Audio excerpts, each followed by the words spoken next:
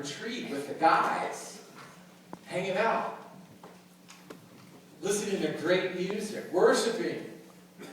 The weather is perfect and the accommodations are comfortable.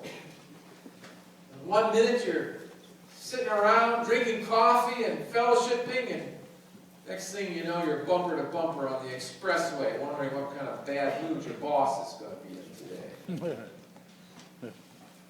Or maybe it's the rude awakening that you're going to receive when you do your tax return.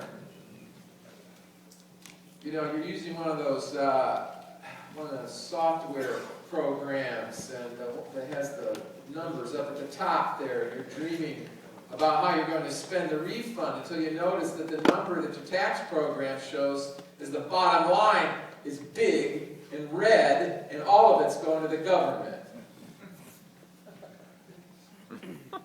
You haven't even done your state return yet.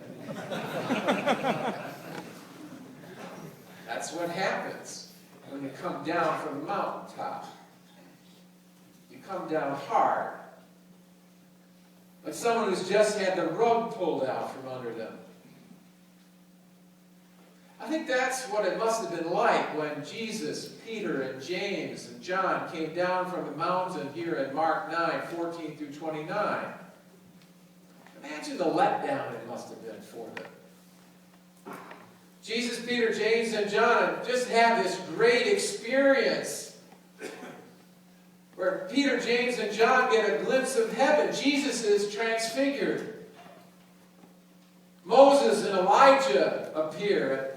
The disciples are enveloped in a cloud of God's glory, and they hear the voice of God. The experience is so moving that Peter wants to stay indefinitely, but of course that's impossible. That's not going to work. So they make their way down the mountain again. What do they see when they reach the bottom?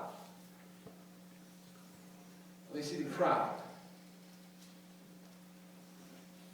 They see the sweaty, needy masses that always seem to be there.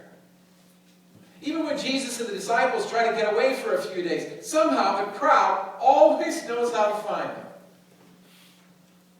They see the religious leaders, the theologians and guardians of tradition, who always seem so angry and accusing when Jesus is around. And they're in the center of it all, hunkered down and on the defensive, the ragged disciples, embroiled in some kind of argument with the theologians and not doing too well by the looks of it. In fact, the theologians